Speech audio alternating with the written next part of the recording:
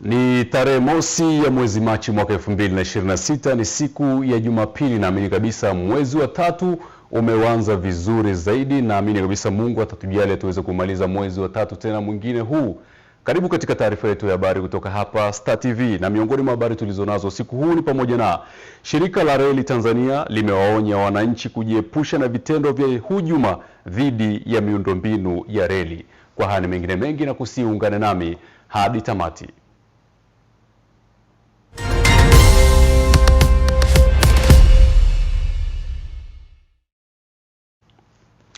Unaweza vile kutufuatilia matangazo yetu kwenye Facebook, YouTube kwa kuandika neno habari Star TV. Nitakaye kuongozea usiku huu wa leo naitwa Frankie Tawa. Karibu tuwe sote.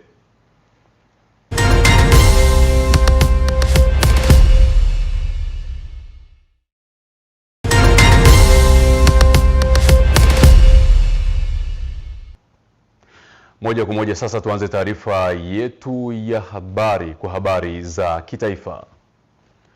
Rais wa Zanzibar na mwenyekiti wa Baraza la Mapinduzi Dr. Hussein Ali Mwinyi amesema mashindano makubwa ya kimataifa ya Qur'ani tukufu yamekuwa chachu ya kuimarisha mapenzi ya Qur'an, kujenga maadili mema kwa vijana na kuiweka Tanzania katika ramani ya kimataifa. Abdalla Luhomwa ana taarifa zaidi. Dr. Mwinyi ametoa ujumbe huo jijini Dar es Salaam katika mashindano 26 ya Qur'ani tukufu yanayohusisha mabara yote ulimwenguni, ambapo imeshuhudiwa vijana wakionyeshana ujuzi wa kukisoma kitabu hicho kisicho na shaka ndani yake, ambapo amesema mashindano ya Qur'ani tukufu yamesaidia kujenga jamii yenye maadili mema. Qur'ani ni nuru, ni mwongozo wa mwanadamu na ni tiba ya nyoyo. Hivyo niwaombe kupitia mashindano haya Qur'ani iwe ni chachu ya kuhamasisha vijana wetu na watu wa rika zote kuisoma kwa usahihi, kuifahamu kwa kina na kuifanyia kazi katika maisha yetu ya kila siku. Kama kauli mbiu yetu inayotokana na mafundisho ya Mtume Muhammad sallallahu alaihi wasallam inavyotutaka kwamba tuishike ncha ya Qur'ani ili tufanikiwe duniani na akhera. Ni dhahiri kuwa kauli mbiu ya mashindano ya mwaka huu ni dira kwetu sote ya kushikamana na kitabu hiki kitukufu na kuishi kwa mujibu wa mafunzo yaliyomo ndani yake, kwani Mtume wetu Muhammad sallallahu alaihi wasallam ametuambia kwamba wenye kushikamana na Qur'ani ni watu wa Mwenyezi Mungu na ni wateule wake. Imesisitizwa kuwa mashindano hayo sio jukwaa la ushindani pekee, bali ni sehemu ya kuimarisha heshima ya taifa na kuendeleza misingi ya tajwidi ya hifadhi kwa kiwango cha kimataifa. Pia amepeperusha bendera ya Afrika Mashariki kutoka nchi ya Uganda. Anaitwa Abdurrahman Yasin. Zawadi yake amejipatia dola 12,000 sawa na milioni 30 za Kitanzania. Hivyo tumuombe sana katika mwezi wa Ramadhani Mwenyezi Mungu atupe kheri za mwezi wa Ramadhani, atupe baraka katika nchi yetu, atupe neema katika nchi yetu kwa baraka ya Qur'an inayojaza watu kwa kiwango ambacho hakijawahi kutokea duniani kote. Hii ni heshima kwetu kama Tanzania na ni heshima kwa taasisi yenyewe na ni heshima pia kwa Waislamu. Mashindano ya kimataifa ya Qur'ani tukufu yanahitimika hapa katika uwanja wa Benjamin Mkapa jijini Dar es Salaam, ikishuhudiwa mshindi wa kwanza kutoka nchini Uganda ambaye amejinyakulia kiasi cha shilingi milioni 30. Nikiripoti kutoka jijini Dar es Salaam, mimi ni Adam Luhomwa wa Star TV. Huyo ni Adam Luhomwa kutoka Dar es Salaam. Waziri wa Fedha Mheshimiwa Balozi Hamisi Musa Omari ameiagiza Mamlaka ya Mapato Tanzania TRA ijipange ipasavyo kuhakikisha kuwa inachangia upatikanaji wa rasilimali fedha kwa ajili ya kufanikisha utekelezaji wa Dira ya Maendeleo ya Taifa ya mwaka 2050 ambayo imeainisha kuwa na uwiano wa pato la taifa wa shilingi trilioni 1 ifikapo mwaka 2050. Taarifa ya Beni Moipaja inasomwa studio. Balozi Omari amebainisha hayo alipozungumza na bodi ya wakurugenzi na management ya TRA wakati wa ziara yake ya kikazi katika mamlaka hiyo, ikiwa ni mara ya kwanza tangu ateuliwe na Rais wa Tanzania Dr. Samia Suluhu Hassan kushika wadhifa huo hivi karibuni. Mkazo ambao Mheshimiwa Rais ameuzungumza angalau mara 2 mara 3 katika forum tofauti ni kwamba tunakoelekea tujitahidi kwenye kujitegemea wenyewe kwenye kuendesha bajeti yetu.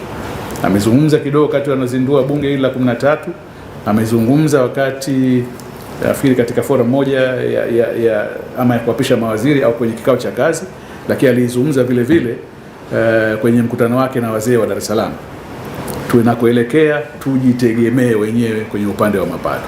Na hii aspect ya kujitegemea maana yake kuna role maalum ambayo TRA inapaswa ibebe zaidi. Kuhusu udhibiti wa walipa kodi wasio waaminifu, Balozi Omar ameitaka TRA kuongeza jitihada za kudhibiti changamoto hiyo, ikiwemo tabia ya baadhi ya wafanyabiashara wasio waaminifu kuingiza bidhaa nchini wakidai zinaelekezwa nje nchi lakini zinachepushwa na kubakizwa nchini, pamoja na udanganyifu wa mauziano ya kibiashara, price transfer, hatua ambayo inakwaza maendeleo ya kiuchumi.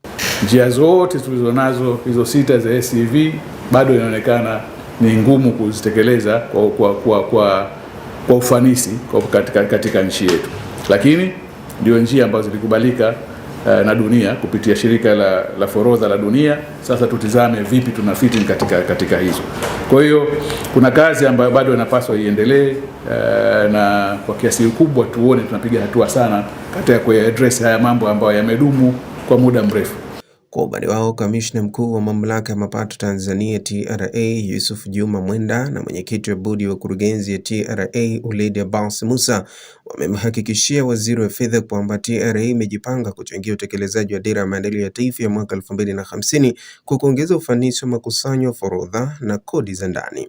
Dira 2050 tumejipanga vizuri na tutawezesha private sectors kwa kufanya trade facilitation kupitia customs, lakini pia kupitia kwenye kodi za ndani.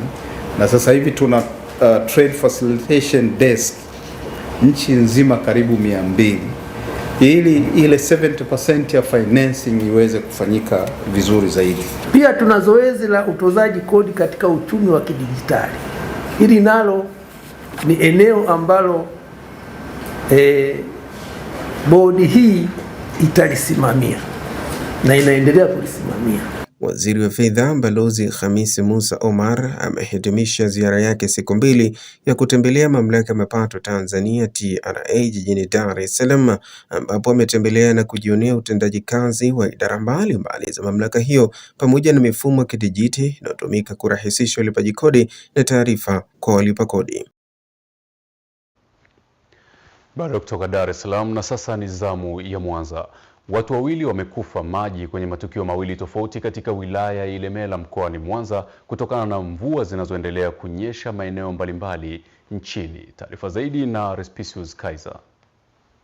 Akitoa taarifa kwa waandishi wa habari, Kamanda wa Polisi mkoa wa Mwanza, Naibu Kamishna wa Polisi Willibrod William Mtafungwa amethibitisha kutokea kwa matukio hayo, huku akibainisha kuwa tukio la kwanza limetokea katika kisiwa cha Bezi kilichopo wilaya ya Ilemela. Mtu mmoja aitwaye Abubakar Shabani Ramadhani ana miaka 44, yeye ni mvuvi na mkazi wa kisiwa hicho cha Bezi. Alizama majini na kupoteza maisha alipokuwa akifanya shughuli zake za uvuvi. Marehemu alikuwa akitumia mtumbwi ambao haujasajiliwa. Katika tukio lingine, Kamanda Mtafungwa amesema mtu mmoja anayekadiriwa kuwa na umri wa miaka 40 amekutwa amepoteza maisha, huku mwili wake ukikutwa katika shamba la miwa katika mtaa wa Mtakuja, kata Nyamongoro. Wito kwa wananchi kuepuka na uvukaji wa mito, uvukaji wa mifereji na kupita kwenye mabonde yenye maji mengi yanayotiririka bila kuchukua tahadhari katika kipindi hiki ambacho mvua zinanyesha kila siku. Lakini pia tunawatahadharisha wawapo katika ziwa kwa shughuli za uvuvi au shughuli za usafiri, wanapoona hali ya hewa ambayo hairidhishi, basi wachukue tahadhari, ikiwa ni pamoja na kuahirisha safari hizo zisizokuwa na ulazima. Katika hatua nyingine, Kamanda Mtafungwa ameelezea mafanikio yaliyopatikana katika msako wa kudhibiti madereva wanaoendesha vyombo vya moto ambavyo havijasajiliwa, ambapo amesema jumla madereva 23 wanashikiliwa na jeshi la polisi. Jeshi la polisi limeamua kufanya operation katika mkoa wa Mwanza, ambapo jumla ya madereva 23 wamekamatwa na magari 14 yamekamatwa, pikipiki za magurudumu 8 zimekamatwa na pikipiki ya magurudumu matatu moja imekamatwa kutokana na uvunjaji huo wa sheria, kanuni na taratibu za usalama barabarani. Kutoka jijini Mwanza, Respicius Kaiser. Tukiendelea kusalia kanda ya Ziwa, moja kwa moja tuelekee huko mkoani Mara. Jeshi la polisi mkoa wa Mara limewataka viongozi wa baraza la wanawake la Chama cha Demokrasia na Maendeleo Chadema BAWACHA kuripoti katika ofisi za mkuu wa upelelezi wa makosa ya jinai mkoani humo kutokana na kukaidi amri ya mahakama kuu. Habari zaidi na Sadiki Hunga.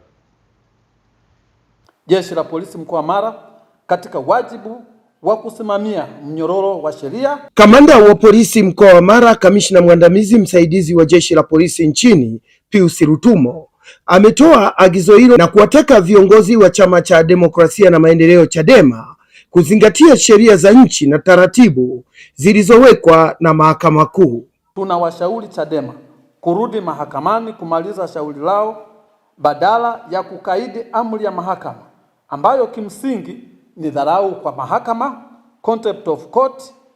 Kadhalika, tunawataka viongozi wa BAWACHA waliofanya kikao cha maandalizi kufika ofisi ya mkuu wa upelelezi wa mkoa wa Mara tarehe 2 mwezi wa 3 2026 kwa mahojiano. Katika hatua nyingine, Kamanda Rutumo ametoa wito kwa watu wenye nia ovu kuweka picha mjongeo zinazohamasisha uvunjifu wa amani na kuleta taharuki kwa wananchi kuacha mara moja. Jeshi la polisi mkoa wa Mara linapenda kukanusha vikali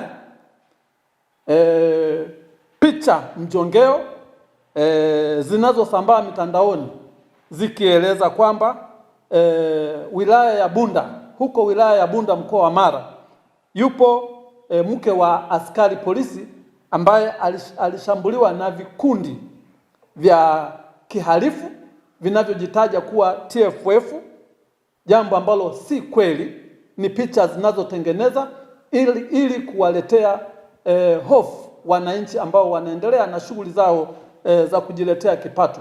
Sadiki Hunga, Star TV, Mara. Asante Sadiki Hunga kutoka mkoani Mara. Wakati mradi wa ujenzi wa reli ya kisasa SGR kipande cha 5 ukiwa mbioni kukamilika, shirika la reli Tanzania TRC limewaonya wananchi kujiepusha na vitendo vya hujuma dhidi ya miundombinu ya reli ili kuepukana na mkono wa sheria. Mwanahabari wetu Sudi Shaban anatujuza. Bila shaka jitihada za ujenzi wa reli ya kisasa ili kufikia adhima zingalipo, na kwamba sasa mradi huu upo mbioni kukamilika. Jicho la shirika la reli Tanzania TRC inadhani kuendelea kutoa elimu ya uelewa kwa wananchi juu ya mradi huo wa ujenzi wa reli kipande cha 5 ambao sasa umefikia 68.28. Tunafanya mara nyingi na tumerudi tena kwa sasa hivi kuweza kuwajulisha wananchi nini kinaendelea ili waweze kujua, kwa sababu katika ujenzi wa mradi kuna mambo mengi yanaendelea. Kuna ujenzi, kuna masuala ya usalama, kuna masuala ya mazingira. Sasa tunarudi kwa wananchi kuwaelezea jinsi gani ya kujikinga athari, waelewe mradi uko vipi, waelewe sheria za reli, tunajenga reli tunajenga kwa kiwango kipi, kwa sababu huu mradi ni wananchi wote na Watanzania wote. Hapa ni kijiji cha Fera, wilaya ya Misungu mkoani Mwanza. Kubwa zaidi, wananchi wanaokaa pembezoni na ushoroba wa reli wanaaswa kuwa na tahadhari na kujiepusha vitendo hovu kwenye mradi huo vinavyotafasiri hujuma. Atakayefanya kitendo hiki ni kulipa faini isiyopungua milioni 10 au kutumikia kifungo kisichopungua miezi 12. Tumekuja hapa kuwapa elimu wananchi ambao wanaishi katika ushoroba wa reli kuwa salama, kwa sababu wanapaswa kuzingatia alama za usalama ambazo zipo katika mazingira yetu. Ujenzi bado unaendelea, kwa kuna alama za usalama wanapaswa wazifuate ili waweze kuwa salama. Lakini pia tunawapa elimu kuwa wananchi wa huku wanapaswa kutumia vivuko sahihi vya kuvukia. Kuna vivuko vya wanyama, kuna vivuko vya magari. Elimu iliyotolewa hapa kwa wananchi sio haba. Nimeona wananchi wameiteka vizuri, kwa sababu mpaka hapo walipo wanaendelea kuuliza maswali ambao wanaona pengine ni kama kero kwao, lakini wanajibiwa vizuri na nikiwaangalia wanaridhika, wanapata majibu yaliyo sahihi. Kwa hiyo nadhani elimu imeipokea vizuri tu. Hata hivyo, ujenzi wa reli hii ya kisasa SGR kipande cha Mwanza Isaka mkoani Shinyanga inatarajiwa kukamilika mwakani ili kupisha shughuli za utoaji huduma za uchukuzi kwa wananchi. Sudi Shaban, Star TV, Mwanza. Shughuli za kibinadamu zikiwemo kilimo na ufugaji zimeripotiwa kurejea kwa kasi ndani ya maeneo ya hifadhi kuzunguka mto Ruaha Mkuu katika bonde la Usangu wilayani Mbarali mkoani Mbeya, hali inayotia wasiwasi kwa uhifadhi wa mazingira katika eneo hilo. Taarifa zaidi na Laudens Mkonda. Na hii hapa ni hali halisi ya shughuli za kibinadamu zinazodaiwa kurejea katika maeneo ya uhifadhi kuzunguka mto Ruaha Mkuu, bonde la Usangu upande wa wilaya Mbalali. Kutokana na hali hiyo, wajumbe wa kamati ya ulinzi na usalama wilaya Mbalali wamelazimika kufanya ukaguzi wa angani kwa kutumia ndege maalum ili kujionea hali halisi ya uvamizi huo katika maeneo ya hifadhi ya misitu na ardhi oevu. Makundi mengi ya mifugo, ng'ombe wengi wako ndani ya hifadhi, ng'ombe wengi wako ndani ya hifadhi, ng'ombe, mbuzi, kondoo wako ndani ya hifadhi. Walipita wapi? Lini? Waliruhusiwa na nani? Wameingiaje? Jibu ni moja. Kwa nguvu yetu hapa askari mlivyo hivi hamtoshi kulinda, kuzuia tusingie ndani. Kwa hiyo TANAPA ongezeni askari wawe wengi na doria za mara kwa mara. Lakini kama chopi inaweza kaenda katikati kawaacha askari pale kwenye kila kambi, fanyeni hivyo. Bila kutumia njia hizo ni ngumu kulinda hii hifadhi. Itakuwa ngumu sana. Kwa lazima askari waongezeke, lakini doria pia ziongezeke.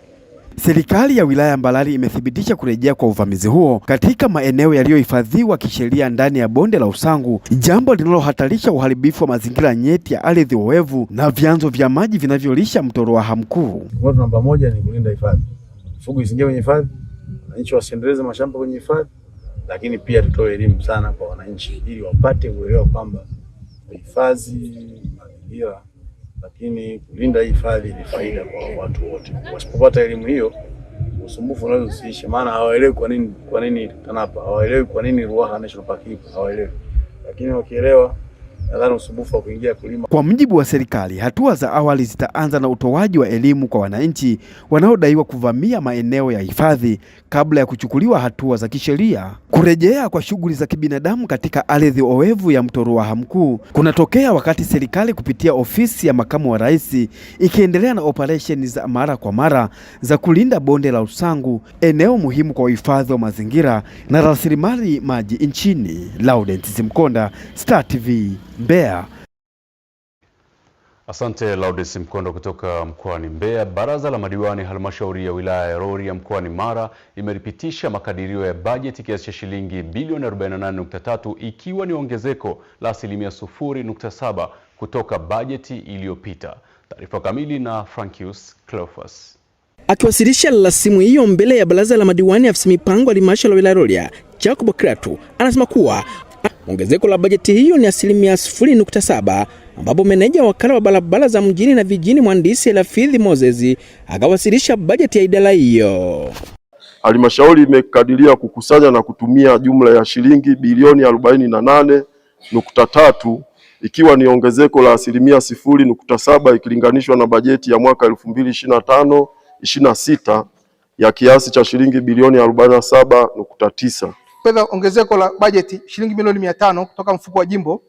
Mheshimiwa Mwenyekiti, kuna fedha za ongezeko la fedha kutoka mfuko wa tozo ya mafuta ambao tuna jumla ya shilingi bilioni 1 ambao tuna matengenezo ya barabara ambao tunapata kiasi chake mfuko D ambao jumla ina shilingi bilioni 1,890.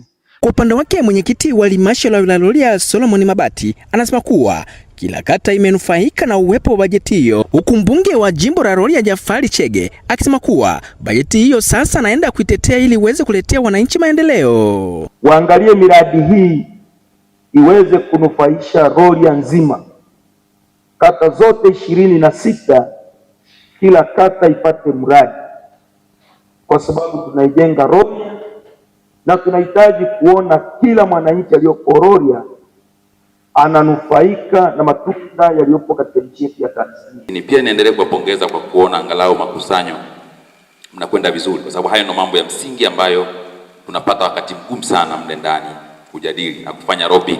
Nafasi sasa nimkaribishe mkurugenzi wakati ule atakapokuja Dodoma basi wale waje wakiwa wametembea kifua mbele, wakiamini tulichokifanya leo tumefanya jambo kubwa zuri, tumepitisha bajeti ambayo haina mgogoro wote. Kweli ofisi ya mpango kwa mwaka huu umejitahidi sana. Mpango wetu wa bajeti kila kata nafikiri imepata mradi. Aidha, baadhi ya madiwani wanatoa maoni juu ya rasimu ya bajeti iliyopitishwa. Imegusa maeneo yote ambayo sisi kibinadamu tunahitaji. Pia wataalamu wale wanaohusika na hizi fedha zikishafika zisikae kwenye ofisi au zikae kwenye account. Ni bora ile ingekuwa nafika na isikae sana kwa ajili utekelezaji wa miradi husika. Nikiripoti kutoka Rorya mkoani Mara, Frankius Cleophas, Star TV. Asante Frankius Cleophas kwa taarifa hiyo. Vijana wilayani Sengerema mkoani Mwanza wametakiwa kuchangamkia fursa ya mafunzo ya ufundi stadi ili kupata ujuzi utakaowasaidia kuondokana na utegemezi. Sharifa Suleiman anatujuza. Ufuatiliaji wa shamba lote hili ekari 50. Tutatumia mfumo huu wa sola. Ni msimamizi na mshauri wa kituo cha mafunzo ya amali cha Buyagu, Padri Revocatus Makonge, akieleza namna miundombinu ya kituo hicho cha mafunzo ya amali itakavyofanya kazi kwa vitendo kwa wanafunzi watakaojiunga hapo kupitia shamba darasa, kikitumia mafunzo ya kilimo na ufugaji kama ni mafunzo mama ya kituo hicho kinachofadhiliwa na Waisrael kwa kuwawezesha vijana wanaotoka katika mazingira magumu. Mwaka mzima wanafunzi watajifunza kwa vitendo. Patalimu wa shamba ile eka 50, wanafunzi wanaojifunza general agriculture watafanya practical kwa mwaka mzima, kwa sababu mfumo huu unafanya kazi masaa 10 hadi 11 kwa siku. Kila siku kuanzia saa 1 hadi saa 12. Mchakato wa usajili chini ya VETA ukiwa mbioni kukamilika, Padri Makonge anatumia fursa hii kuwajuza vijana kusoma mafunzo yenye kutatua changamoto za jamii ili kujipatia kipato. Kwa jamii wasome kozi ambazo zitawafanya waweze kuwa mabwana wa wao wenyewe, a master of themselves, master of your own self. Unakuwa master wewe, unajitawala mwenyewe. Unaweza ukatengeneza maisha yako mwenyewe. Baadhi ya vijana katika kijiji cha Buyagu wilayani Sengerema wanaona tija kituo hicho endapo kikianza kutoa mafunzo ndani ya wilaya hiyo. Kijana ana uwezo akaanzisha kitu chake yeye mwenyewe, kwa sababu kozi hizi zinaonyesha kabisa kwamba fursa sio ya kwenda kuajiriwa, ni ya kujiajiri kijana kama kijana. Chuo hichi kitakapoanza, napenda kuasisitiza ya kwamba kitapenda kutoa mafunzo mbalimbali ambapo ikiwemo ni ufugaji wa kuku, ufugaji wa nguruwe.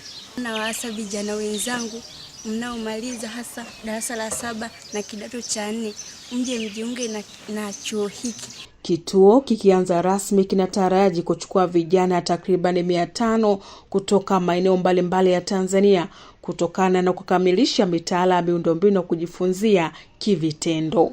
Sharifa Suleiman, Star TV, Mwanza. Asante Sharifa Suleiman kwa taarifa hiyo. Na sasa tuelekee huko mkoani Kagera. Wanawake wametakiwa kujiamini na kuweka kipaumbele katika shughuli za uzalishaji mali kupitia mikopo isiyokuwa na riba inayotolewa na serikali kupitia halmashauri zote nchini. Mariam Emily anatuhabarisha. Mbunge wa viti maalum mkoa wa Kagera, Samira Amor, ametoa wito huo wakati wa kongamano la wanawake lililofanyika wilayani Mleba mkoani Kagera, akishangazwa na kasi ndogo ya akina mama kuchukua mikopo katika halmashauri hiyo. Kwa sasa kuna fursa nyingi kina mama.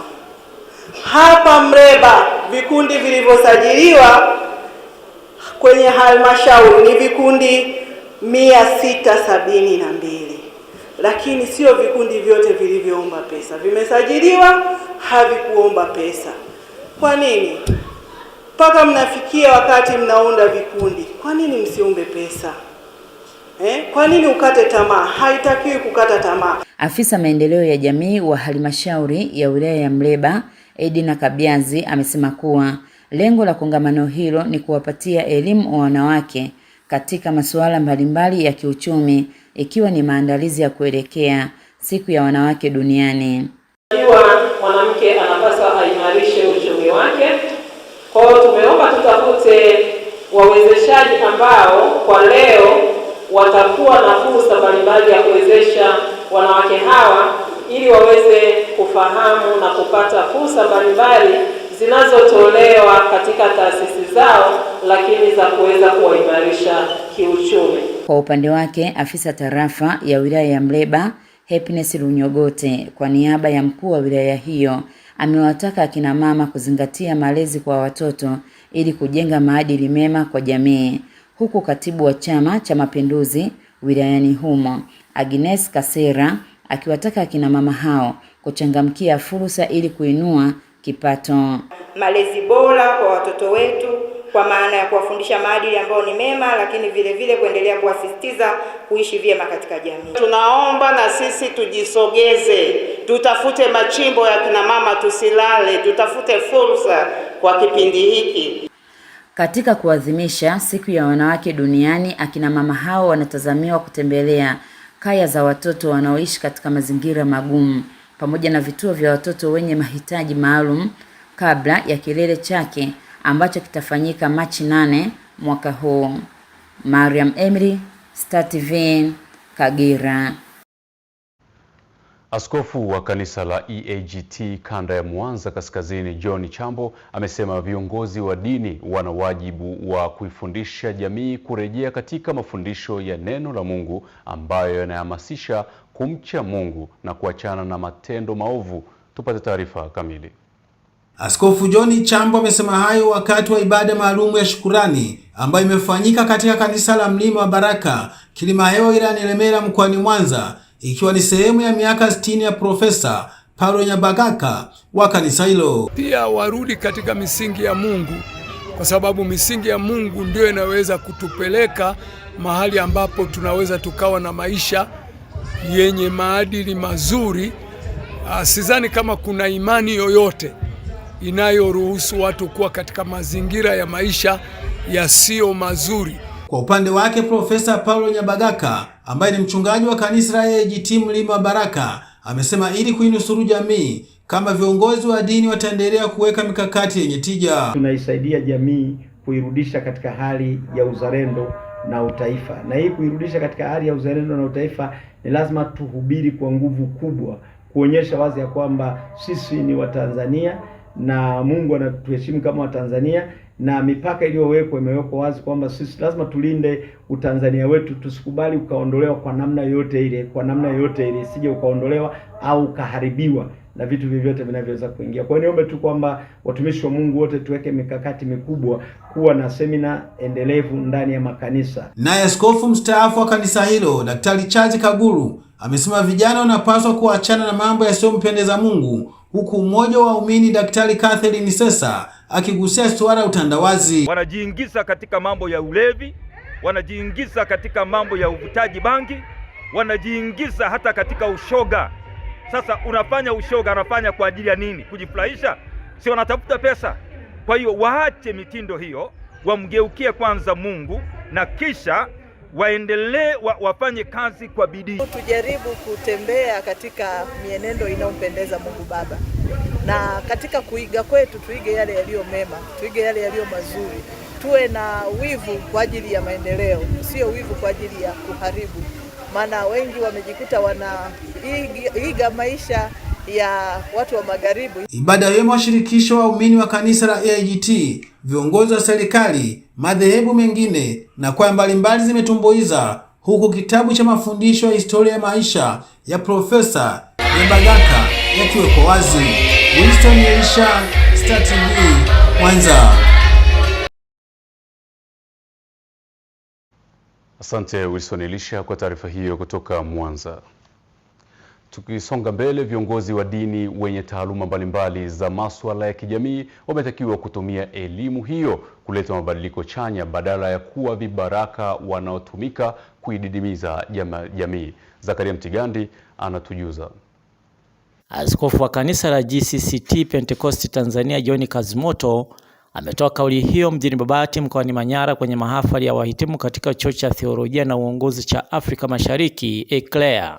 Msiende kuwa vibaraka wa wanasiasa, msiende kuwa vibaraka wa wazee wa jadi, msiende kuwa vibaraka kwa watu wowote ambao wako kinyume na hali yoyote ya kimungu. Nendeni mkiwa mnawapa majibu kwa upole na unyenyekevu. Askofu Kazimoto amesema thamani ya viongozi hao wa kidini itaonekana pale watakapotumia elimu yao kuleta unafuu wa maisha au faida kwa jamii husika. Wale mtakaendelea kuwasaidia, kuwahudumia, watajua hakika mchungaji wetu ametoka chuo, hakika ndugu yetu ametoka chuo, kwa sababu wataona kuna mabadiliko. Bwana Yesu asifiwe sana. Wataona kuna nini? Kuna mabadiliko. Itakuwa ni hasara sana pale munaenda chuoni, unamaliza chuo, unarudi, alafu unakuwa umesoma na haujaelimika. Mkuu wa chuo cha Eclair Dr. Ibrahim Joram amesema chuo hicho kinafundisha fani mbalimbali zinazotatua changamoto za maisha ya mwanadamu, huku wahitimu nao wakiridhishwa na elimu walioipata katika chuo hicho. Somo la theolojia ya Biblia ni somo muhimu sana ambalo linatusaidia kuweza kuielewa Biblia kuanzia mwanzo mpaka Ufunuo. Lakini pia kuna somo la Uislamu na Ukristo ambalo linatusaidia kuweza kuelewa mtazamo wa Uislamu juu ya Ukristo, lakini na namna gani ambapo mafundisho ya Uislamu au namna ambavyo Yesu anavyotajwa kwenye Qur'an. Tulipata mafanikio makubwa katika vipengele mbalimbali. Moja, tulipata maarifa kuhusu tafsiri za Biblia, teolojia ya Biblia, namna ya kuwa kiongozi bora ndani ya kanisa na kwa jamii kiujumla. Tulipata maarifa kuhusu msamaha na upatanisho. Tulipata maarifa kuhusu ndoa na malezi ya Biblia. Chuo cha Eclair kinatoa elimu ya uongozi na theolojia kupitia vituo vyake vilivyoko maeneo mbalimbali ndani na nje ya nchi. Zakaria Mtigandi, Star TV, Manyara. Watumishi wa sekta ya afya katika wilaya ya Kwimba wamepatiwa nishati safi ya kupikia ya mitungi mikubwa ya gesi ya Oryx na majiko yake, pamoja na kupatiwa elimu ya mafunzo ya matumizi sahihi na salama ya nishati hiyo. Mitungi hiyo imetolewa wakati wa uzinduzi wa jengo la kisasa la kuhudumia watoto wanaozaliwa kabla ya wakati katika wilaya hiyo, iliyojengwa kwa ufadhili wa Doris Molley Foundation. Tupate taarifa kamili. Na leo hii tunatoa mitungi 177 kwa wafanyakazi wote wa idara ya afya hapa Kwimba. Kwa nini tunafanya hivi? Tunajua watu wa idara ya afya ndio ambao wanakutana na wagonjwa kwa mara ya kwanza. Wao ndio wasomi, wao ndio wataalamu, wao ndio wanaweza kuwaelekeza vizuri wagonjwa jinsi gani ya kujiepusha na madhara ya kuni na mkaa. Kwa hiyo tumeona hili kundi ni muhimu sana kulisupport, na kupitia ubia wetu sisi na Doris Molley Foundation tutaendelea kufanya hii kazi ndani ya miaka 4 ili tuone tumefika hatua gani kwa nchi nzima. Kwetu sisi yatakuwa na tija kubwa sana. Cha kwanza kwa ajili ya kuwaisha kupata huduma angalau hata ya kuweza ya chai kabla ya kwenda kazini, lakini vile vile itatusaidia katika kupunguza matumizi yasiyo rasmi ya kutumia mkaa. Kwa kweli tunashukuru kwa ujio wa Doris Molley na tunashukuru kwa ajili ya hizi gesi, zitatusaidia katika manufaa ya nishati ya nyumbani na ni nishati safi. Tunashukuru sana. Tunaenda kuitumia vizuri na kutoa elimu kwa watu wengine kwa ajili ya kuendelea kutumia hii nishati safi. Sasa kwa elimu niliyopata, naweza kutoa elimu kwa jamii kwamba kutumia gesi, tuachane na kutumia kuni au mkaa kwa sababu ya faida nyingi. Faida ya kwanza, gesi haisababishi shida yoyote ya kiafya. Pili, gesi ina gharama nafuu.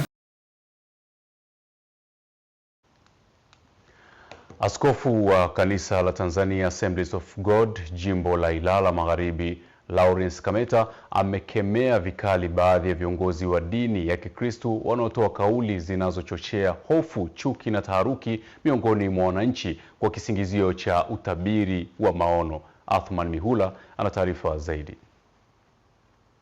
Askofu Kameta amesema hayo jijini Dar es Salaam wakati akitoa taarifa kuhusu kongamano la kimataifa litakalo wakutanisha viongozi wa dini kutoka madhehebu mbalimbali. Amesema wajibu wa viongozi wa dini ni kuombea amani ya nchi na viongozi kwa ujumla, na hata akiona mambo mabaya sio kuyashabikia kwa sababu hayana tija kwenye ustawi wa taifa. Kweli Sasa hivi kumekuwa na tabiri za watumishi wa Mungu kwamba kutakuwa na machafuko Tanzania, au wanaona kuna machafuko na kadhalika. Tunapoona kuna kitu kibaya kinakuja mbele, wajibu wetu sio kukishabikia.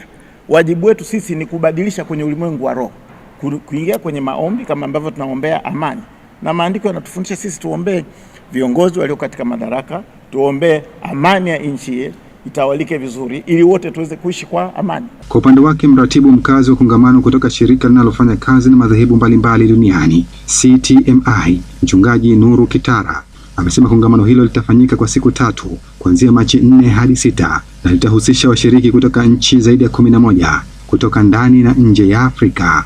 Ni wajulishe tu wakazi wa Dar es Salaam, maandalizi yako vizuri na tumejipanga vizuri kuwapokea watu, na tumeweka utaratibu kwamba watu wafike saa 3 asubuhi kwa sababu watu ni wengi sana.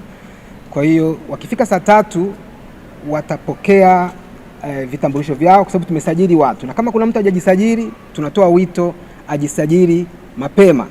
Kongamano la kimataifa la kuwajenga viongozi wa dini linaratibiwa na shirika la CTMI ambalo litawakutanisha wachungaji na viongozi wa makanisa ili kuimarisha huduma ya kiroho na uongozi pamoja na kulinda amani, maadili na uadilifu katika jamii na taifa kwa ujumla.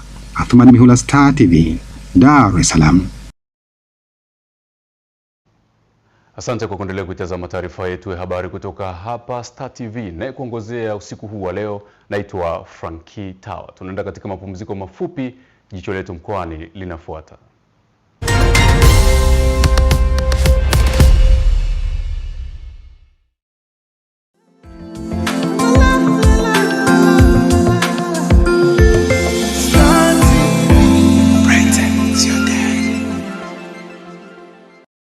Ni wiki nyingine tena soka ndani ya Star Time. Usikose kwenye Bundesliga. Hii ni Der Klassiker ya Kibundesliga. Borussia Dortmund dhidi ya Bayern Munich. Game itapigwa Jumamosi Februari 28 saa 2:30 usiku. Kwenye La Liga Jumamosi Februari 28 Barcelona dhidi ya Villarreal saa 12:15 jioni. Jumatatu Machi 2 Real Madrid dhidi ya Getafe saa 5 kamili usiku. Bila kukosa nusu finali ya pili Copa del Rey Barcelona mbele ya Atletico Madrid ni Jumanne ya Machi 3 saa 5 kamili usiku. Kwenye Saudi Pro League kwa Al Faiha watawakaribisha Al Nasri Jumamosi ya Februari 28 saa 4 kamili usiku. Usikose mechi hizi live kupitia TV3 kwa Kiswahili na channel za michezo za Star Times kwa Kiingereza. Jiunge na Star Times leo kwa bei ya punguzo. Upate dekoda antina pekee kwa shilingi 25,000 tu, huku kilipia kifurushi cha mambo kwa shilingi 17,000 tu, au dekoda dish full set kwa shilingi 56,000 tu, huku kilipia kifurushi cha smart kwa shilingi 23,000 tu. Star Times, enjoy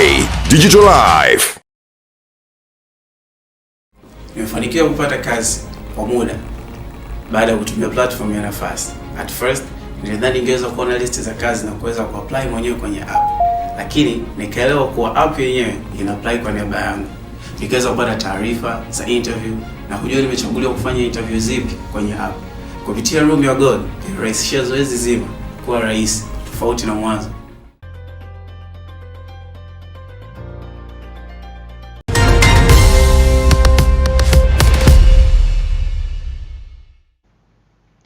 Karibu na sasa ni wasaa wa jicho letu mkoani. Jicho letu mkoani leo linaangaza huko mkoani Mara.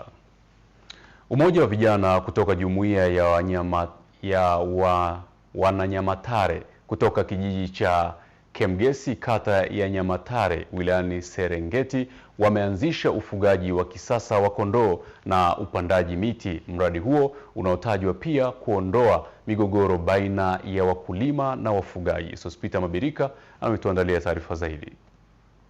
Kupitia ufugaji wa kisasa wa kondoo na upandaji miti, Adolf Masama ni mmoja wa vijana wa jumuiya ya Wananyamatare kutoka kijiji cha Kemgesi. Anaeleza manufaa ya ufugaji. Sasa hivi shamba lina kondoo 200 ambalo tunafuga. Kwa hiyo matarajio ya shamba hili tunatamani kufuga kondoo 1000. Na kondoo ambao mmoja anaweza kumuuza kuanzia 500,000, mwingine 300,000. Inategemeana na uzito wa kondoo. Ufugaji wa kondoo unatajwa kuwa chaguo bora kuliko mifugo mingine, kwani unasaidia kupunguza migogoro ya malisho kati ya wakulima na ufugaji. Jumuiya hii ina uwezo wa kuweza kupanda miti ambayo ndani ya miti hiyo hiyo kondoo wanaendelea kuchunga nyasi na ile miti inaendelea kuhifadhi mazingira yetu. Swala hili limepunguza sana migogoro kati ya ufugaji na wakulima. Vilevile katika mradi huu tuna eneo la kuogeshea pamoja na eneo la kunyweshea, na tumechimba eneo dogo kwa ajili ya kunyweshea kondoo wetu kipindi cha kiangazi. Hatua hii inawasaidia vijana kupanua wigo wa ufugaji wa kisasa na pia kuandaa mazingira bora ya maisha. Nilikuwa ni mfugaji wa mbuzi wa kienyeji au kondoo wa kienyeji. Baada ya kufika hapa nimeona kumbe hivi vitu vinawezekana. Kwa hiyo na mimi natamani kufuga kisasa. Kuna vitu nimejifunza kwa sababu naweza sasa hivi nikaanzisha mradi wangu mwenyewe. Naye afisa vijana wilaya Serengeti Isaac Mwankushe anaeleza jinsi serikali inavyowasaidia vijana kubadili maisha kwa kutumia fursa zinazowazunguka. Kuna program za mfano ambazo serikali inazifanya kwa ajili ya uwezeshaji wa vijana kiuchumi, ambapo ulianzishwa mfuko maalum unaitwa mfuko wa maendeleo ya vijana, ambao mfuko huo dhamira yake kubwa na lengo lake kubwa ni kutoa mikopo kwa vijana. Nikiripoti kutoka Serengeti, Sospita Mabirika, Star TV. Asante Sospita Mabirika kwa jicho letu mkoani Mara. Mtazamaji, tunaenda katika mapumziko mafupi, habari za michezo na burudani zinafuata.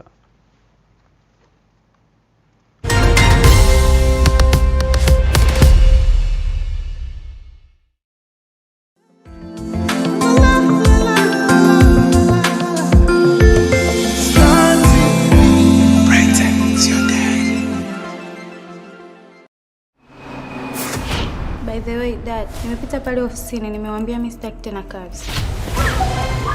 Mtoto mshenzi sana huyu. Kwa ulikuwa unanigombanisha na Kendrick ili utembee naye wewe. You forgot that I'm your sister. Kifua changu kimebeba mambo mengi sana kwa ajili yako. Usidhani unavyonivua nguo hapa unanitumia. Mimi ndio nakununua ili kupunguza shida zako. Do you hear me, Captain?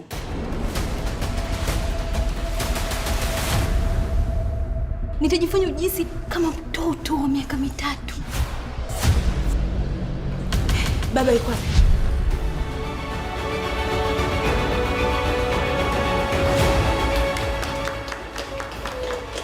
Ni wakati wa kusalisha misa ya marehemu. Sitoweza kufungisha ndoa hii.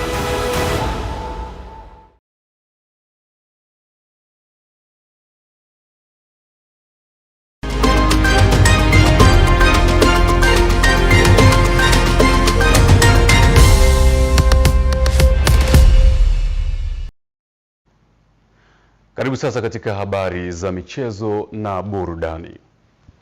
Kocha mkuu wa Pamba GGFC Francis Baraza amesema amewaandaa wachezaji wake kisaikolojia kwa kutambua ugumu wa mchezo dhidi ya Azam FC kwa lengo la kuhakikisha wanapata ushindi katika mchezo baina ya timu hizo utakaochezwa Jumatatu hii kwenye uwanja wa CCM Kirumba jijini Mwanza. Tupate taarifa kamili na Wilson Elisha.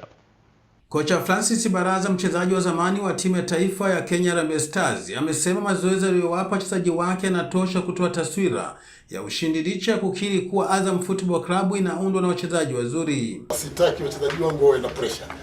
Ni mchezo, wachezaji 11 wa 11. So ni mbinu za walimu, naweza sema kuwa ndio zitaweza kubadilisha mchezo. Kile mimi nitasema ni pressure na wachia mashabiki kule. Naona waje na pressure zao, lakini wachezaji wangu ndani ya kambi yetu hakuna pressure, tunajua tunacheza na nani. So tunajaribu kuangalia mchezaji mmoja kwa mmoja.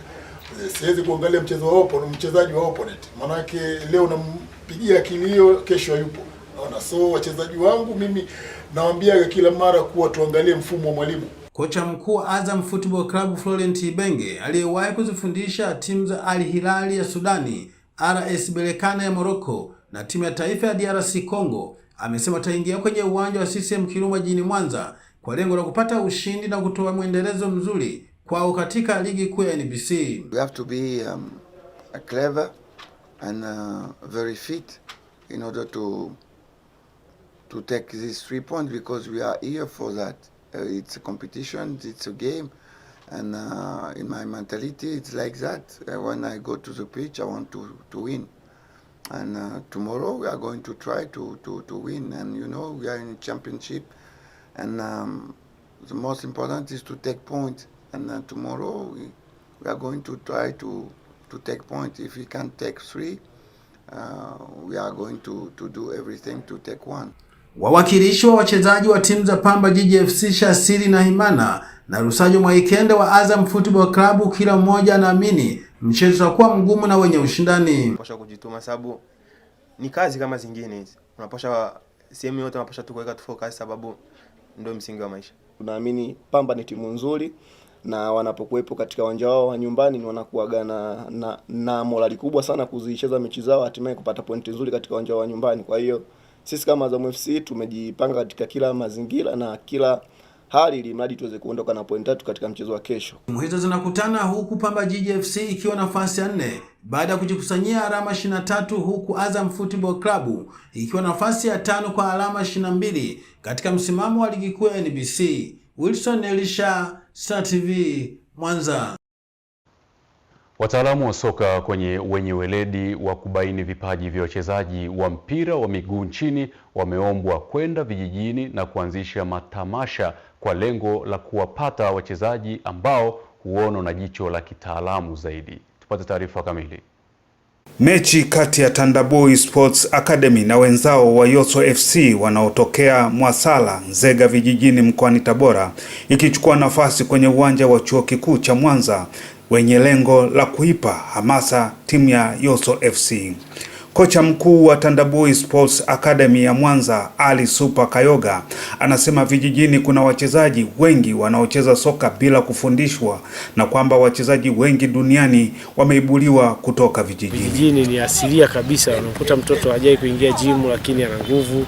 Mtoto hajai kufundishwa kuturning lakini ukimfuatilia ukikaa tu ukiwa unaangalia unakuta mtoto ana turn, ana dribble, anafanya vitu ambavyo sisi tunaanza kufundisha watoto wakiwa wadogo hapa kwetu. Lakini nafurahi sana na natamani sana kuendelea kutafuta sana wachezaji vijijini kwa sababu kwanza wakija sehemu kama hii ya kwetu wana focus vitu vile ambavyo vilichomleta. Hana mambo mengi. Unaona ni wewe tu jukumu lako la kuweza kumfahamisha na kumwelewesha kwamba mpira unataka hiki na hiki, ikiache. Lakini watoto wa mjini wana mambo mengi. Leo watakwambia wanataka kufanya hiki, wanataka kufanya hiki, wanataka kufanya hiki. Kwa hiyo natuia ugumu sana kukaa nao na kuweza kuwaenda katika tasnia yetu hii. Kayoga anasema baadhi ya wazazi bado wana mashaka kama soka lina uwezo wa kumpa maendeleo kijana. Kuna changamoto kubwa sana vijijini kwamba wazazi kuamini kwamba mpira ndio kila kitu kwa sasa hivi. Lakini changamoto zingine zinazowakuta vijijini haba utendaji wa kazi, vifaa, walimu, nikijumuisha vitu vyote hivyo kwao inakuwa ni shida sana. Hiyo kwao inakuwa ni ngumu kuweza kumaintain kwa sababu kwanza kujua thamani ya mpira kwamba unataka nini. Baadhi ya viongozi wa timu ya Yoso FC inayotoka Mwasala, Nzega vijijini mkoani Tabora wanasema vijijini kuna wachezaji wazuri ambao bado hawajafikiwa na jicho la kitaalamu. Unakuta vijana wengi wapo mtaani, wapo vijijini wanakosa fursa hii, lakini kama vimesajiliwa wataweza kuendesha mafunzo ambayo yanakizi na kutakuwa na wataalamu wa kufundisha ili kuweza kuinua vipaji vya vijana ambao wanakuwa na talenti lakini wapo vijijini. Hali ndio vijijini sana, mahali ngumu. Unaweza kupata vijana na kipaji bila uwezo wa wazazi. Takwimu zinaonyesha wachezaji wengi wanaotamba katika michuano mbalimbali nchini wameibuliwa kutoka vijijini na kisha kupewa mafunzo na makocha wenye weledi katika tasnia ya soka. Abdullah Tilata, Star TV, Mwanza. Hizo zilikuwa ni habari za michezo kitaifa. Abdullah Tilata, tuendeleze na habari